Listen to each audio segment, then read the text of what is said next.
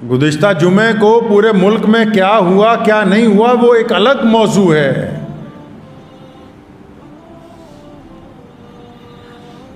लेकिन रांची के मुदस्सिर शहीद की वालदा ने जो बात कही, 250 करोड़ मुसलमानों की तर्जुमानी है पूरी दुनिया के। बड़े बड़े मौलवी 10 घंटे तकरीर करके ये बात नहीं बता सकते। शेखुल हदीस 50 साल लगे रहे, उनकी गुफ्तगू में वो मुकाम नहीं आ सकता जो एक शहीद की मां ने कहा है बात को।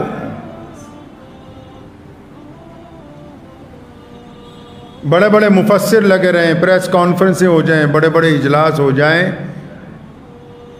लेकिन उसकी वालदा ने, हम सोचा करते थे कि ऐसा तो बहुत पहले हुआ करता था, उसकी वालदा ने कहा कि मुझे इस बात के ऊपर फ़ख्र है कि मेरा बेटा हज़रत मोहम्मद रसूलुल्लाह सल्लल्लाहु अलैहि वसल्लम के नामूस के लिए कुर्बान हुआ है। वो एक अलग मौजू है कि पूरे मुल्क में क्या हुआ क्या नहीं हुआ, लेकिन एक माँ ने 1450 साल के बाद जो गुंबद खुजरा से कई हजार किलोमीटर दूर है,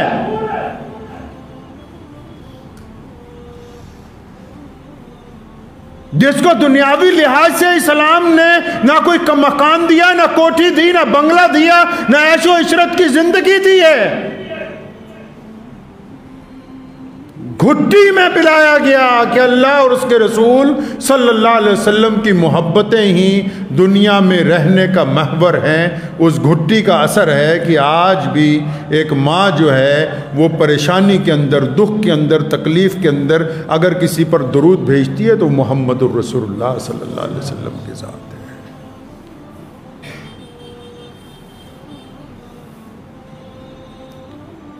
अक्सर मैंने आपको बताया कि इस्लाम के खिलाफ जब कोई बात करता है, हुजूर अकरम सल्लल्लाहु अलैहि वसल्लम के खिलाफ ही क्यों बात करता है? क्योंकि नबी अलैहिस्सलातु वस्सलाम ही दुनिया में ऐसी शख्सियत हैं जो इंसानों में बराबरी की बात करते हैं, जो छुआछूत के खात्मे की बात करते हैं, जो काले और गोरे की बराबरी की बात करते हैं, जो अमीर और गरीब को एक सफ में खड़े होने की बात करते हैं, जो तमाम ज़ात और बरादरियों के बंधन को तोड़ के इंसानियत में प्यार और मोहब्बत को कायम करने की बात करते हैं। ऐसी अगर कोई ज़ात कायनात में है तो वो सिर्फ और सिर्फ मोहम्मदुर रसूलुल्लाह सल्लल्लाहु अलैहि वसल्लम के साथ है।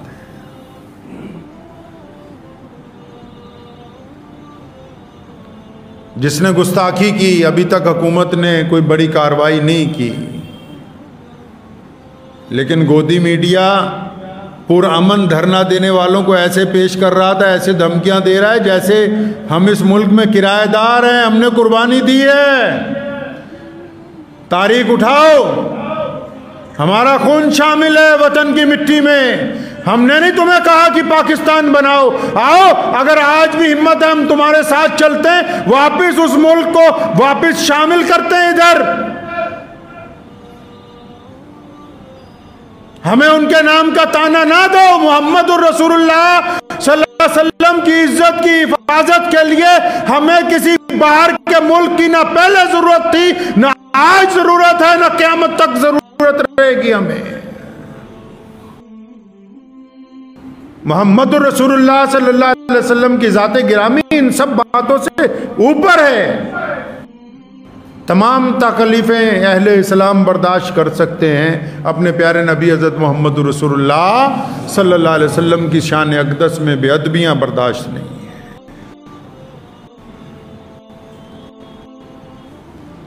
हम बार बार मुल्क की अदलिया को, मुल्क के हुक्मरानों को बार बार तमाम मुसलमान लीडरान गुजारिश करते हैं कि कानून को चाहिए कि अपना काम इंसाफ के साथ करे, इंसाफ का कत्ल ना किया जाए। गुज़िश्ता 2 दिन से अग्निवीर के नाम से पूरे मुल्क के अंदर जो लोग बदमाशी कर रहे हैं, अब वहां बिल्डोजर नहीं चलेगा, वहां कोई गिरफ्तारी नहीं है, कोई पकड़ा नहीं जाएगा।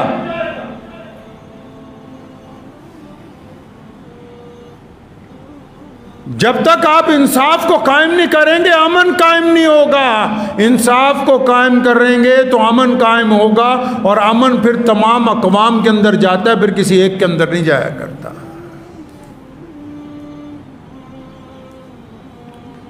और मैं मुसलमान लीडरान को भी कहता हूं कि जुमे के दिन किस बात का एहतजाज है? क्या मोहम्मद रसूलुल्लाह सल्लल्लाहु अलैहि वसल्लम की मोहब्बतें जुमे की मोहताज हैं, या फिर तुम्हारी क़ियादत में कुछ कमी है कि बस जो भी ऐलान करेंगे, जो भी एहतजाज करेंगे जुमे वाले दिन ही करेंगे? क्यों भाई, क्या तुम इतने सालों से, पिछले 70 सालों के साथ ये कहते हो कि हम इस कौम के लीडर हैं, हम इस कौम के कायद हैं, तो ये जुमे वाले दिन ही नमाजी सिर्फ तुम्हें नजर आते हैं इस काम के लिए? मेरे वालिद मरूम शेर इस्लाम मौलाना हबीबुर रहमान सानी लुधियानवी रहमतुल्लाह अलैह, जिनके इंतकाल को आज 8-9 महीने हो गए, फरमाया करते थे भी जुमे के अलावा अगर एहतजाज करना हो तो आपने देखा अब तक कितने बड़े बड़े एहतजाज पंजाब के अंदर किए गए, लाखों लोग शामिल होते थे, लेकिन सुना कि कभी हालात ख़राब हो गए। क्यों? जब कौम का इमाम, कौम का लीडर अपनी कौम के साथ होगा, उनके दरमियान में चल रहा होगा, तो कभी भी हालात नहीं बिगड़ सकते। जब लीडर घर में बैठा रहेगा, एसी वाले कमरों में बैठा रहेगा, कौम को बेसरो सामानी की हालत में छोड़ देगा, हम किस पे इल्जाम लगा सकते हैं कि फलां ने हम पे जुल्म और ज्यादती कर दी? हमारे तो अपनों ने हमें धोखा दिया है। कि सुप्रीम कोर्ट में रिट दायर कर रहे हैं कि बुलडोजर नहीं चलना चाहिए, वो अब याद आया जब चल गया। मुझे बहुत सारे अंधे मुरीदों ने व्हाट्सएप के ऊपर कहा कि आपने फलां बात गलत कह दी फलां बड़े लोगों के बारे में। तो मैंने उनको कहा कि भाई हम इसलिए कह रहे हैं, कम से कम हमें ज़रूरत है, इस वक्त हम तकलीफ में है कि हमारा लीडर हमारी हुकूमत के सामने हमारी गुफ्तगू रखे। मैंने तो एक बहुत बड़े इमाम मौलाना साहब का बयान पढ़ा, मुझे बड़ी हैरानी हुई। कहने लगे हम तो यकीन ही नहीं रखते कि एहतजाज किया जाए, हम कानून की लड़ाई में यकीन रखते हैं। आप अगर कानून की लड़ाई में यकीन रखते हैं, आपने पार्लियामेंट का इलेक्शन क्यों नहीं लड़ा? किस कौम को बेवकूफ बनाने की बातें करते हो? जिसने पूरी दुनिया के लिए जिंदगी का लाए अमल तय किया, उनको बेवकूफ बनाने की बातें करते हो। सारी दुनिया को पता है कि कानून अदालत में नहीं बनता, कानून पार्लियामेंट में बनता है। और जब इलेक्शन आता है तुम कहते हो कि हम इलेक्शन नहीं लड़ेंगे, अदालतों में इंसाफ मिला करता है, कानून नहीं बनता। लिख के ले जाओ ये बात मेरी कलम के साथ। एक तरफ दावा है कि हम कानून की लड़ाई लड़ेंगे, दूसरी तरफ जब कानून बनाने वाला इदारा, कानून वाले बनाने का इदारा कौन है जी? कानून पार्लियामेंट में बनता है, कानून विधानसभा में बनता है। और जब उस इदारे का चुनाव होता है, जब वहां बात रखनी होती है, तो आप कहते हैं कि हम इलेक्शन नहीं लड़ेंगे, हम गैर सियासी लोग हैं। तो जिनको अपने नाम पेटेंट करवा लिया जिन मुसलमानों को, मुझे एक साहब कहने लगे बार बार ऐसी बातें क्यों करते हो? मैंने कहा इसलिए क्योंकि 70 सालों में हमारी जो जमात है मजलिस एहरार, हमने रसीद बुक नहीं छापी, कैशियर का ओहदा नहीं है हमारे पास। जो जरा जरा सी बात पर आज तक चंदा करते आए, जरा जरा सी बात पर अरबों रुपया मुसलमानों का जेबों में लेके बैठ गए, वही दुख दर्द में हमें कहेंगे जी हम तो कानून के मुताबिक लड़ाई। तो कानून के मुताबिक लड़नी थी तो फिर पार्लियामेंट में मैदान में क्यों नहीं उतरे? फिर विधानसभा के अंदर मैदान में क्यों नहीं उतरे? कानून तो वहां बनता है मेरे भाई, अदालतों में तो इंसाफ मिलता है। जब मुकदमा दर्ज होता है, अपने इंसाफ की लड़ाई लड़ी जाती है, अपने गवाह पेश किए जाते हैं, अपने सबूत पेश किए जाते हैं। किस कौम को क्या समझाने की कोशिश है?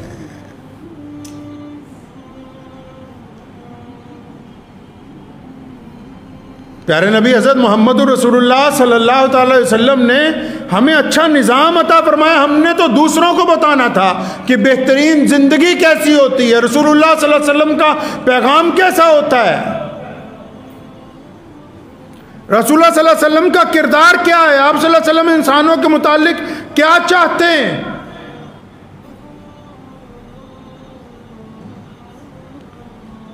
आज भी जरूरत है इस बात की। मुसलमान कायदीन को भी कहता हूं कि अगर एहतजाज करना हो, करवाना हो तो खुद आगे रहा करें, गरीब मुसलमानों को आगे करके उनके डंडे न पड़वाएं। खुद क्यों नहीं चलते? मैंने तो बचपन से आज तक यही देखा, अपने बाप को भी। आज भी मैं अल्हम्दुलिल्लाह मस्जिद में बैठ के इत्मीनान से कहता हूं, सिर्फ पंजाब एक सूबा जिसमें ऐलान किया गया कि हम जुमे को एहतजाज करेंगे। क्यों? क्योंकि हमें पता था हमारे लीडरान, हमारे कायद मुसलमानों के साथ बजाते खुद सड़क के ऊपर होंगे। क्योंकि भीड़ का तो कोई दिमाग नहीं होता, दिमाग तो इमाम के पास है, दिमाग तो लीडर के पास है, कायद के पास है, उस इलाके के जिम्मेदार के पास है। वो खुद ही कहे कि अच्छा तुम लोग आगे चले जाओ, मैं पीछे बैठा रहूंगा, तो इसका मतलब वो अपनी कौम के साथ धोखा कर रहा है। तो इधर उधर की ना बात कर, ये बता कि काफिला क्यों लुटा। मुझे रहजनों से गिला नहीं है, तेरी रहबरी का सवाल है। रहजन तो जो करेंगे कर देंगे। कानून की लड़ाई जीती जा सकती है हक और इंसाफ के साथ। इस मुल्क में जो अदालतों का निज़ाम है, जो जमहूरियत का निज़ाम है, अगर हम पूरी दयानतदारी के साथ हक और इंसाफ के लिए निकलेंगे तो उस लड़ाई में फतेह हासिल हो सकती। लेकिन जिन लोगों को इंसाफ के लिए आगे भेजना है, जिनको हमने अपना नुमाइंदा बनाना है, वो भी तो दयानतदार होने चाहिए।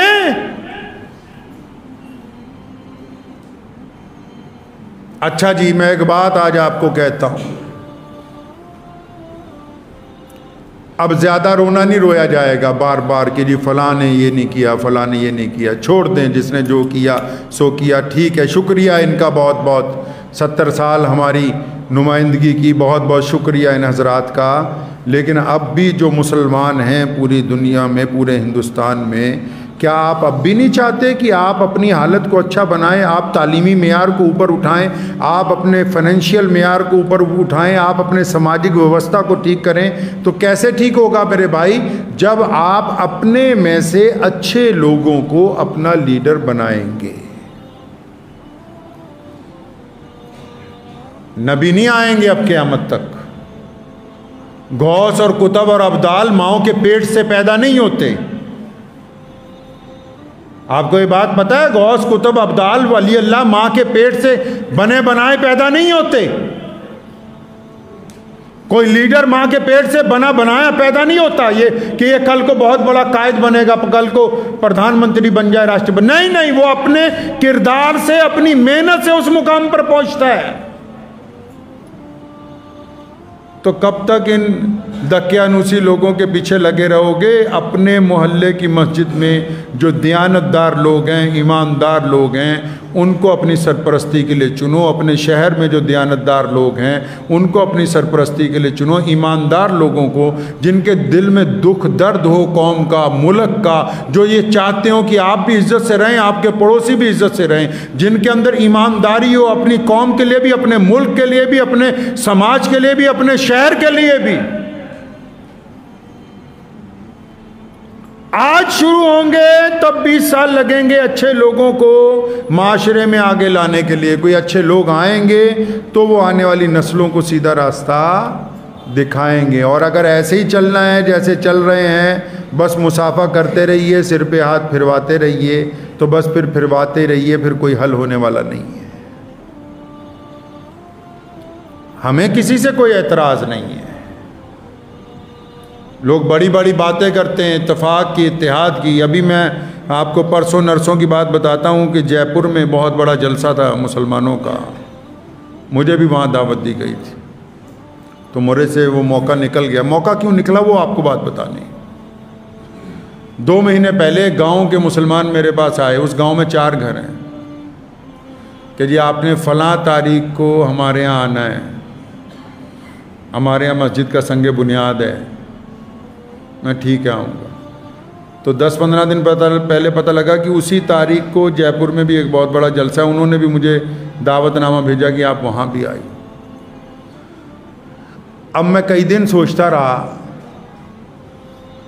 कि वहाँ जहाँ लाखों लोग हैं वहाँ जाना है, कि ये जहाँ 4 घर हैं वहाँ जाना है? जिनसे पहले वादा किया उनके यहाँ जाना है, कि जिनसे अब गुफ्तगू हुई उनके यहाँ जाना है?